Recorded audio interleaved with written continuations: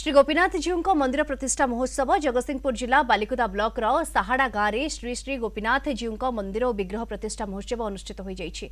अवसर में कलश यात्रा यज्ञ अष्टप्रहर नामयज्ञ साधुसंत सम्मिलनी गीता और भागवत चर्चा आदि अनुष्ठित होता। श्री जगन्नाथ संस्कृति गवेषक डॉक्टर अभय नायक अध्यक्षतार अनुष्ठित साधुसंत सम्मिलन में पुरी राधा वल्लभ मठर महंत बाबा रामकृष्ण दास बाबा सत्यानंद दास महाराज केशवानंद द्वितीकृष्ण प्रमुख जोग देते।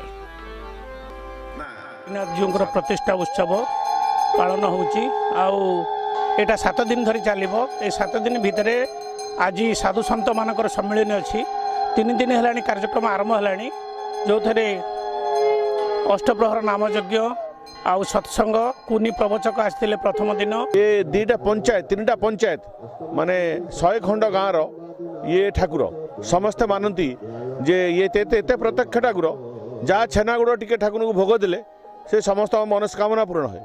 तेणु जो मानकर एते लोकंकर आस्था और विश्वास सेटा बजाय रहू। मंदिरटी जो सुंदर भाव निर्माण होती केवल जे ठाकुर पूजा उद्दिष्ट ता नुहे आम संस्कृति की जाबुड़ी रखा समस्त भितर भाईचारा को बढ़ावा परस्पर भितर श्रद्धा स्नेह ममता को बांटापी ए दातव्य अनुष्ठान तार सेवा को जारी रखापी संकल्पबद्ध। नूतन मंदिर साहाड़ा ग्राम में प्रतिष्ठा होती गोपीनाथंकर तेणु आम आशा करवा निश्चित भाव से पूर्व परंपरा पूर्व संस्कृति पुणी से मंदिर मध्यम आम फेरी पाइबा एवं समस्त मंगल कामना यही मध्यम निश्चित भाव आम आशा करवा।